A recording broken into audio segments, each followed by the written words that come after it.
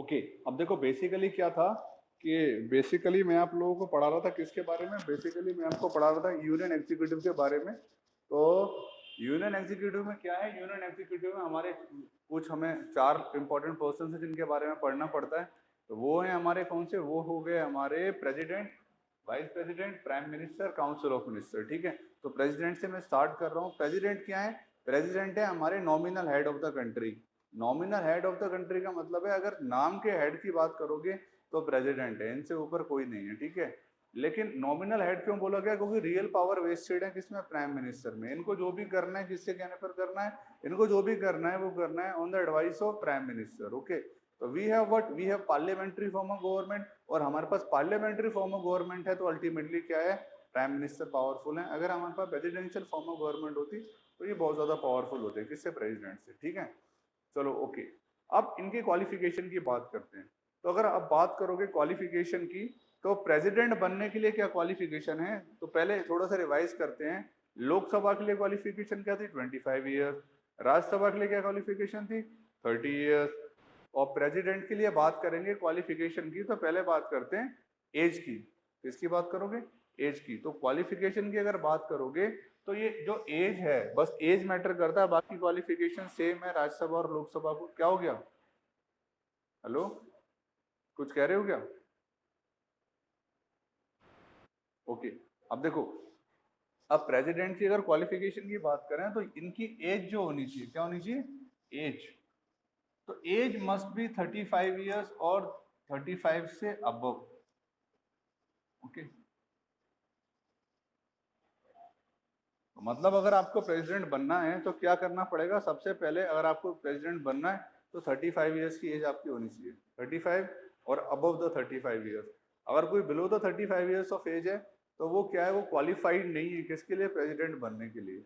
बाकी सारी चीजें सेम है, सारी चीजें सेम मतलब बाकी इंडियन सिटीजन, इंडियन सिटीजन के पास वो बैंकरप्ट नहीं होना चाहिए। बैंकरप्ट के साथ साथ क्या, उसके पास कोई गवर्नमेंट पोस्ट नहीं होनी चाहिए, गवर्नमेंट सैलरी नहीं लेना चाहिए, और वो मेंटली फिट होना चाहिए। तो these are the word, these are the qualification. किस चीज के लिए क्वालिफिकेशन? ये क्वालिफिकेशन है to become the president of India. अब प्रेसिडेंट बनते कैसे हैं? प्रेसिडेंट बनेंगे तो वो इलेक्शन कैसे होता है? तो अब बात करते हैं प्रेसिडेंट के इलेक्शन की। कि प्रेसिडेंट जो है उनका इलेक्शन कैसे होगा। तो अगर आप बात करोगे प्रेसिडेंट के इलेक्शन की, तो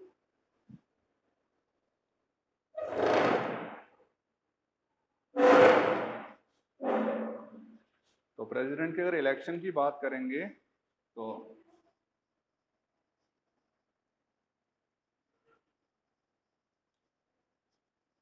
देखो बच्चों, प्रेसिडेंट का इलेक्शन क्या है? प्रेसिडेंट का जो इलेक्शन होता है वो इलेक्शन डायरेक्ट इलेक्शन नहीं होता।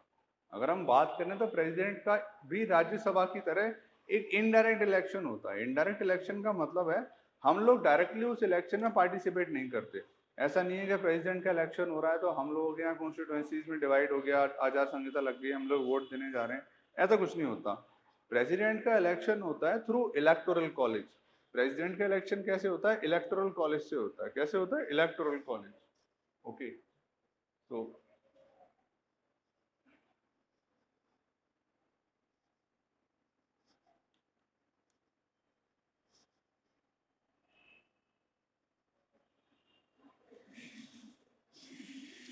ठीक है, तो प्रेसिडेंट का जो इलेक्शन रहेगा वो इलेक्टोरल कॉलेज से रहेगा। अभी इलेक्टोरल कॉलेज क्या है? What do mean by electoral college? तो देखो, इलेक्टोरल कॉलेज का मतलब है Rajya Sabha, Lok Sabha, legislative assembly and legislative council of the state and union territories. मेरे कहने का मतलब क्या है कि प्रेसिडेंट का इलेक्शन जो होगा वो इलेक्टोरल कॉलेज से होगा। मतलब कि जो कि लोग हैं जो बैठे हुए हैं लेजिस्लेटिव असेंबलीज में, जैसे हमारे एमएलए, लेजिस्लेटिव काउंसिल में, राज्यसभा में, लोकसभा में, वो लोग क्या है? वो लोग वोट करते हैं किसके लिए? प्रेसिडेंट कौन बनेगा। तो देखो, प्रेसिडेंट का जब भी बच्चों इलेक्शन आने वाला होता है तो नॉमिनेशन फाइल होते हैं। जैसे हम लोग नॉर्मल इलेक्शन में, मैंने आपको बताया, नॉमिनेशन फाइल करने होते हैं। तो नॉमिनेशन फाइल होते हैं, और नॉमिनेशन फाइल भी दो तरीके से होते हैं। या तो इंडिविजुअली क्या है, पार्टी सपोर्ट से प्रेसिडेंट खड़े होते हैं, या फिर क्या है, कोई भी नॉर्मल पर्सन अपने आप को नॉमिनेट कर सकता है प्रेसिडेंट के लिए। अब अगर मैं प्रेसिडेंट के बारे में आपको बताऊं तो जरा ये पेज नंबर 25 ओपन करो, पेज नंबर 25। तो पेज नंबर 25 में आप लोग देखोगे from the starting that Rajendra Prasad, Sarvepalli Radhakrishnan, Zakir Hussain, वहां से शुरू होता है। एंड लास्ट में आप लोग देखोगे तो आपको मालूम पड़ेंगे the current president Ramnath Kovind and Pranab Mukherjee and Pratibha Patil and APJ Abdul Kalam. तो मैं थोड़ा तुम्हें बताता हूँ, एपीजे अब्दुल कलाम से बताता हूँ। देखो ये जो चार प्रेसिडेंट हैं पिछले चार, एपीजे अब्दुल कलाम, प्रतिभा पाटिल, प्रणब मुखर्जी और रामनाथ कोविंद, इसमें से दो पर्सनैलिटी तो काफी सॉलिड हैं जिन्होंने एज ए प्रेसिडेंट काफी अच्छा काम किया है और वो पॉपुलर थे। जरा इन चारों में से उन दो पर्सनैलिटी का नाम बताओ पहले तो मेरे को। दूसरा प्रणब मुखर्जी। ये दो पर्सनैलिटी ऐसे थे, charismatic personality, and as a president इन दोनों ने जो काम किया है वो ना तो रामनाथ कोविंद अभी तक कर पाए और ना प्रतिभा पाटिल जी ने ऐसा कोई काम किया था। तो पहले बात कर लेते हैं एपीजे अब्दुल कलाम की। APJ Abdul Kalam formally known as what? Formally known as the missile man of India. तो देखो एपीजे अब्दुल कलाम क्या है, मिसाइल मैन ऑफ इंडिया के नाम से जाने जाते हैं। जो अग्नि मिसाइल टेक्नोलॉजी इंडिया के पास है, अग्नि 1, अग्नि 2, अग्नि 3, अब तो अग्नि टेक्नोलॉजी बहुत आगे है। तो ये सारी टेक्नोलॉजी में जो मेन रोल प्ले किया है वो किसने किया था? एपीजे अब्दुल कलाम ने किया था। In the nuclear test of 1999 Pokhran Rajasthan, उसमें भी क्या था, उसके अंदर भी जो हमारे एपीजे अब्दुल कलाम थे उन्होंने बहुत अच्छा रोल प्ले किया था। तो एपीजे अब्दुल कलाम क्या थे? एक काफी फेमस पर्सनैलिटी थे, ठीक है। तो इन्होंने जब अपने आप को इनको नॉमिनेट हुए थे जब ये एज अ प्रेसिडेंट, तो इसमें तो कोई दो राय नहीं था कि जब इतनी बड़ी पर्सनालिटी एज अ प्रेसिडेंट के लिए नॉमिनेशन इनका हुआ था तो ये तो जीत गए थे, है ना। अपोजिशन ने भी इनको वोट दिया था, रूलिंग पार्टी ने भी इनको वोट दिया था। क्या हुआ? वॉइस की दिक्कत हो रही है क्या? तो क्या था कि इनका जब नॉमिनेशन हुआ था तो इनको क्या था, सब लोगों ने मतलब वोट दिया था। तो एज अ प्रेसिडेंट भी एपीजे अब्दुल कलाम ने बहुत अच्छा काम किया था। इन्होंने बहुत सारे दौरे किए थे, सर्वेज ये करते रहते थे। उसके बाद ये प्रेसिडेंट कैसे थे कि ये मोटिवेशन देते थे बच्चों को, खास तौर पर मोटिवेशन देते थे, है ना। बड़ी बड़ी यूनिवर्सिटीज़ में जाते थे, स्कूल्स में जाते थे, बताते थे बच्चों को आप क्या कर सकते हो क्या नहीं कर सकते हो। डीपीएस में भी आए थे, अलीगढ़ आए थे। और इवन दो जब इनकी डेथ हुई थी, तो डेथ हुई है इनकी आई थिंक सो 2016 के आसपास हुई है। तो जब इनकी डेथ हुई है तो उस टाइम पर भी क्या था, उस टाइम पर ये एनआईटी में क्या कर रहे थे, एनआईटी में ये कुछ बता रहे थे बच्चों को। NIT I think so north east में कोई एनआईटी है जहाँ पर इनकी डेथ हुई है। तो नॉर्थ ईस्ट में कौन सा जो स्टेट है वो मेरे को नहीं याद, सेवन सिस्टर्स में से ये एक है। तो वो एनआईटी है एंड उस एनआईटी में ये बता रहे थे वहाँ पर इनको हार्ट अटैक आया और उनकी डेथ हुई। तो देखो ऐसे जब भी ऐसा नॉमिनेशन आता है प्रेसिडेंट के इलेक्शन में, तो देखो वो तो प्रेसिडेंट बनना ही बनना है, फिर तो किसी का भी नॉमिनेशन आ जाए। लेकिन अब प्रतिभा पाटिल की बात करते हैं। तो ये जो प्रतिभा पाटिल है ये कांग्रेस की थी, ठीक है, और ये एज अ पॉलिटिक्स बनाई गई थी। अगर बात करें रामनाथ कोविंद की तो इनको बीजेपी की सपोर्ट से इनको बनाया गया है, ठीक है। तो देखो ऐसे कैंडिडेट्स आते हैं तो कई बार पॉलिटिकल पार्टी या फिर पार्टी सपोर्ट से प्रेसिडेंट बनते हैं। जैसे रामनाथ कोविंद को बीजेपी ने बनाया तो बीजेपी के जितने भी सांसद हैं उनसे बोला गया था कोविंद जी को वोट देना है ना। अगर हम बात करें प्रणब मुखर्जी की, तो प्रणब मुखर्जी लीडर तो कांग्रेस के हैं, लेकिन प्रणब मुखर्जी काफी बड़े लीडर थे। प्रणब मुखर्जी हमेशा कैबिनेट में रहते थे, चाहे तो होम मिनिस्ट्री हो चाहे तो फाइनेंस मिनिस्ट्री हो, तो हमेशा कैबिनेट में रहे। कौन? हमारे प्रणब मुखर्जी। देखो ये जो मैं बात बता रहा था आपको, ये जो काउंसिल ऑफ मिनिस्टर है, इस काउंसिल ऑफ मिनिस्टर में तीन चीजें आती हैं। काउंसिल ऑफ मिनिस्टर में तीन चीजें कौन सी आती हैं? काउंसिल ऑफ मिनिस्टर में तीन चीजें आती हैं, आपकी कैबिनेट मिनिस्टर, आपके मिनिस्टर ऑफ स्टेट और डेप्यूटी मिनिस्टर। तो हमेशा कैबिनेट मिनिस्टर है, मतलब एग्जीक्यूटिव का पार्ट तो प्रणब मुखर्जी हमेशा रहते थे जब भी कांग्रेस की सरकार आती थी। इतने बड़े क्या थे, नेता थे। तो प्रणब मुखर्जी का जब नॉमिनेशन हुआ था एज ए प्रेसिडेंट, तो कांग्रेस के साथ साथ बीजेपी वालों ने भी उनको वोट दिया था। वो उनको पता था ये जो प्रणब मुखर्जी जो पर्सनालिटी है, गुड बेटर पर्सनालिटी है ना। और हुआ भी ये था। इवन तो कांग्रेस की गवर्नमेंट जब चली गई थी तो 2014 में जब बीजेपी गवर्नमेंट आई, उस टाइम पे प्रणब मुखर्जी जो थे वो इंडिया के प्रेसिडेंट थे। एंड प्रणब मुखर्जी ने, देखो प्रेसिडेंट का मेन काम क्या होता है? दौरा करना होता है। वो कितने कंट्रीज में इंडिया को देखो रिप्रेजेंट कर रहा है, ठीक है। इंडिया की कितनी क्या कर रहा है, फ्रेंडली रिलेशनशिप तैयार कर रहा है वो दूसरे कंट्रीज में जाके। अपनी कंट्री में वो क्या कर रहा है क्या नहीं कर रहा है, तो ये सारे काम कौन करता है? प्रेसिडेंट करता है इंडिया के। लेकिन ना तो अभी तक ऐसे बढ़िया काम रामनाथ कोविंद ने करे, मोदी जी ने तो अभी ज़्यादा दौरे कर लिए इनसे ज़्यादा। तो प्रणब मुखर्जी प्रेसिडेंट बनने के बाद ये समझ लो उन्होंने इतने दौरे किए थे, इतने दौरे किए थे कि उस टाइम पर I was preparing for that combined defence service examination, and मैं तो बस यही पढ़ जाता, बस यही परेशान रहता था कि एक दौरा एक हफ्ते में खत्म करता था तो दूसरे हफ्ते इनका दूसरा दौरा हो जाता था, तीसरे हफ्ते तीसरा दौरा हो रहा होता था। ठीक है, तो अगर ऐसे अच्छे लीडर्स का नॉमिनेशन होता है तो बड़ा मुश्किल होता है किसी के भी लिए। तो देखो प्रेसिडेंट के नॉमिनेशन में मैं आपको क्या बता रहा हूँ कि जब प्रेसिडेंट का इलेक्शन होगा और नॉमिनेशन होगा तो नॉमिनेशन तो कोई भी फाइल कर सकता है, इवन दो कॉमन पीपल भी नॉमिनेशन फाइल कर सकते हैं, बट जीतेगा कौन? जीतेगा वही जो कि एक या तो फेमस पर्सनैलिटी हो या फिर जिसके पास पॉलिटिकल सपोर्ट हो। ठीक है, अब इलेक्शन ऑफ प्रेसिडेंट में क्या है, लोकसभा और राज्यसभा में वोटिंग है, लोकसभा राज्यसभा में वोटिंग के साथ साथ जो स्टेट की लेजिस्लेटिव असेंबली और काउंसिल होती है, बाद में पूछना सवाल, तो स्टेट की जो लेजिस्लेटिव असेंबली और लेजिस्लेटिव काउंसिल होती है वहां से डायरेक्ट वोटिंग रहती है। ठीक है, तो स्टेट्स की वोटिंग जो है वो सीधी दिखाई जाती है कहाँ पर, लोकसभा राज्यसभा में, कि स्टेट से किसको वोट कितने जा रहे हैं, एंड लोकसभा राज्यसभा में लाइव वोटिंग हो जाती है और फिर सबसे ज़्यादा जिसको वोट आते हैं जिस कैंडिडेट्स को, वो प्रेसिडेंट बन जाता है। हाँ, अब बताओ जो पूछ रहे थे। हम्म,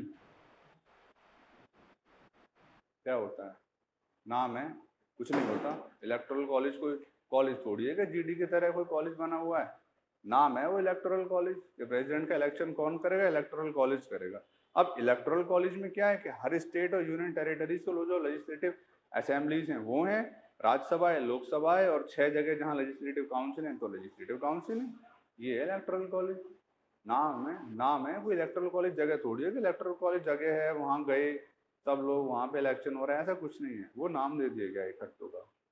ठीक है, तो ये इलेक्शन था प्रेसिडेंट का। एंड प्रेसिडेंट के इलेक्शन के बाद बात कर लेंगे इनके टर्म ऑफ ऑफिस की। तो टर्म ऑफ ऑफिस की अगर बात करोगे तो प्रेसिडेंट जो है बच्चों 5 साल के लिए बनते हैं, जो टर्म पीरियड है वो 5 ईयर्स का है। और अगर मान लो दोबारा प्रेसिडेंट बनाना है 5 साल के लिए तो क्या है, दोबारा इलेक्शन होंगे। ये नहीं है कि इलेक्शन नहीं होंगे 5 साल के लिए और उनका जो टेन्योर है आगे बढ़ा दिया, ऐसा नहीं है। 5 साल के लिए अगर दोबारा बनना भी है उनको तो वो दोबारा नॉमिनेशन करेंगे, दोबारा वोटिंग होगी। ठीक है, तो 2 टेन्योर के लिए तो हमें, मुझे लगता है 2 टेन्योर में शायद राजेंद्र प्रसाद ही हैं जो लगातार 2 टेन्योर में आए हैं ऐसा प्रेसिडेंट। उनके बाद तो कोई ऐसा प्रेसिडेंट नहीं जो 2 टेन्योर में आया है। एपीजे अब्दुल कलाम 2 टेन्योर में आ जाते लेकिन उन्होंने मना कर दिया था। उन्होंने बोला था प्रेसिडेंट बनने का मेरे पे सरकारी काम बहुत ज्यादा आ जाते हैं और मैं अपने काम नहीं कर पाता, तो उन्होंने नॉमिनेशन फाइल ही नहीं किया था। उनको रामनाथ कोविंद के टाइम पे भी उनको बोला जा रहा था कि आप क्या करो, नॉमिनेशन फाइल करो, लेकिन उन्होंने किया नहीं था। करते तो जीत ही जाते, बट ये था वो अपनी और एक्टिविटीज में बिजी रहते थे। ठीक है, तो टर्म ऑफ ऑफिस की बात करूंगा तो जो प्रेसिडेंट है उसका टर्म्स ऑफ ऑफिस 5 साल का है, और 5 साल के बाद अगर एक्सटेंड करना है तो दोबारा क्या होगा, इलेक्शन होगा। और अगर मैं बात करूं तो हटाया कैसे जाएगा, by the process of impeachment. Impeachment process से क्या है, प्रेसिडेंट को क्या हो सकते हैं, हम लोग हटा सकते हैं। या फिर अगर प्रेसिडेंट को पसंद नहीं आ रहा कामकाज, और मान लो अगर प्रेसिडेंट को ये लग रहा है कि प्रेसिडेंट जो है वो काम नहीं कर पा रहा, उसको ये फील हो रहा है कि सेंट्रल गवर्नमेंट जबरदस्ती पता नहीं बिल विल बना रही है, मुझे मजा नहीं आ रहा, तो क्या कर सकता है, प्रेसिडेंट रिजाइन कर सकता है। प्रेसिडेंट क्या कर सकता है, रिजाइन कर सकता है अपनी पोस्ट से कभी भी अगर उसका मन नहीं है। तो प्रेसिडेंट अपना रेजिग्नेशन प्राइम मिनिस्टर को नहीं भेजता। अगर प्रेसिडेंट को क्या करना है, रिजाइन करना है, तो प्रेसिडेंट क्या करेगा, प्रेसिडेंट अपना जो है रेजिग्नेशन, वो रेजिग्नेशन भेजेगा किसको, वाइस प्रेसिडेंट को, और वाइस प्रेसिडेंट फिर उस रेजिग्नेशन को फॉरवर्ड करेगा लोकसभा के स्पीकर को। एक और पावर मालूम पड़ गई जिसकी, लोकसभा के स्पीकर की। ठीक है, तो प्रेसिडेंट का रेजिग्नेशन कैसे होगा, खुद से रिजाइन करना चाहता है, खुद से रिजाइन करना चाहता है तो रेजिग्नेशन सेंड करेगा वाइस प्रेसिडेंट को, वाइस प्रेसिडेंट वो रेजिग्नेशन सेंड करेगा किसको, वो रेजिग्नेशन सेंड करेगा लोकसभा के स्पीकर को। ठीक है, अब बात करते हैं इम्पीचमेंट की। इम्पीचमेंट में क्या है, इम्पीचमेंट में प्रेसिडेंट रिजाइन नहीं करेगा। इम्पीचमेंट में क्या है, प्रेसिडेंट को जबरदस्ती हटाया जाएगा। अगर ये लग जाए कि प्रेसिडेंट जो है वो ट्रस्ट वर्दी नहीं है या अनकॉन्स्टिट्यूशनल कोई क्या एक्टिविटी में इन्वॉल्व है, तो इम्पीचमेंट प्रोसेस कौन करेगा, वो पार्लियामेंट करेगी। उस टाइम पे रेजिग्नेशन नहीं दे रहा है प्रेसिडेंट, उस टाइम पर प्रेसिडेंट को हटाया जा रहा है। तो इम्पीचमेंट में क्या है, अगर लोकसभा राज्यसभा से 2/3 मेजोरिटी से बिल पास कर दिया इम्पीचमेंट का, तो फिर प्रेसिडेंट क्या होंगे, ऑटोमेटिकली अपनी सीट से हट जाएंगे। ठीक है, अब बात करते हैं पावर्स की, क्या प्रेसिडेंट के पास पावर्स क्या होती हैं। तो देखो अगर मैं बताऊं आपको प्रेसिडेंट की पावर्स के बारे में, अगर मैं आपको कुछ बताऊं तो देखो प्रेसिडेंट के पास अपनी तो कोई पावर नहीं है, प्रेसिडेंट को अपनी तो कोई पावर है ही नहीं, क्योंकि प्रेसिडेंट क्या है, प्रेसिडेंट जो है वो प्राइम मिनिस्टर है कहने पे सारे काम करता है। तो अगर बेसिकली देखा जाए तो अपनी तो प्रेसिडेंट के पास कोई पावर नहीं है, तो प्राइम मिनिस्टर के कहने पर अगर काम कर रहा है प्रेसिडेंट, तो उसकी भी कुछ पावर्स हैं, वो मैं आपको बताता हूँ। देखो प्रेसिडेंट जो होता है वो सुप्रीम कमांडर होता है किसका, आर्मड फोर्सेस का। जो हमारी आर्म्ड फोर्सेस हैं, आर्मी नेवी एयरफोर्स, उनके सुप्रीम कमांडर कौन है, हमारे प्रेसिडेंट हैं। 26 जनवरी की परेड देखोगे तो जो सल्यूट मिल रहा होता है वो प्राइम मिनिस्टर को सल्यूट नहीं मिल रहा होता, जो ट्राई सर्विस है वो सल्यूट दे रही होती है प्रेसिडेंट को। ठीक है। प्रेसिडेंट और क्या काम करता है, प्रेसिडेंट अपॉइंट करता है गवर्नर्स को, जो स्टेट में गवर्नर होते हैं, हर एक स्टेट का अपना गवर्नर होता है। तो स्टेट के जो गवर्नर होते हैं, अटॉर्नी जनरल होते हैं, ऑडिटर जनरल होते हैं, चीफ इलेक्शन कमिश्नर होते हैं, या फिर एम्बेसडर होते हैं इंडिया के डिफरेंट कंट्रीज में, या फिर जजेस जो होते हैं सुप्रीम कोर्ट हाई कोर्ट के, उन सबको अपॉइंट करने की जिम्मेदारी किसकी, उन सबको अपॉइंट करने की जिम्मेदारी प्रेसिडेंट की। लेकिन किसके एडवाइस पे, प्राइम मिनिस्टर के एडवाइस पे। और प्रेसिडेंट क्या काम करता है, प्रेसिडेंट इनवाइट्स करता है leader of the majority. Lok Sabha में जो भी पार्टी बहुमत में आई होती है, तो क्या है, leader of the majority party को इनवाइट करने वाला कौन है एंड अपॉइंट करने वाले कौन है, वो प्रेसिडेंट है। लोकसभा को आफ्टर 5 ईयर डिसॉल्व करने वाले कौन है, अगर 5 साल बाद लोकसभा डिसॉल्व होगी तो डिसॉल्व करने वाले कौन है, वो भी प्रेसिडेंट है। ठीक है। In the case of war, अगर वॉर है उस केस में इमरजेंसी लगाने वाले या फिर उस केस में वॉर डिक्लेयर करने वाले वो कौन है, वो भी प्रेसिडेंट है। ठीक है। लेकिन ये सारी की सारी जो पावर्स प्रेसिडेंट के पास हैं वो कब एक्सरसाइज करते हैं, on the advice of prime minister. तो अल्टीमेटली क्या है, सारी पावर्स प्राइम मिनिस्टर के पास लाइज हैं। अगर वो लोकसभा को डिसॉल्व करते हैं तो अभी परमिशन पे करते हैं, किसके एडवाइस पर, प्राइम मिनिस्टर के एडवाइस पर। अपॉइंट करते हैं गवर्नर्स को तो अभी प्राइम मिनिस्टर के एडवाइस पर करते हैं। ठीक है। तो बेसिकली पावर्स किसके पास हैं, प्राइम मिनिस्टर के पास हैं। तो यही होता है पार्लियामेंट्री फॉर्म ऑफ गवर्नमेंट में, जो पावर्स हैं वो किसके पास हैं, वो पावर्स रहती हैं हमारे प्राइम मिनिस्टर के पास में। ठीक है। ओके, एक सेकंड रुको।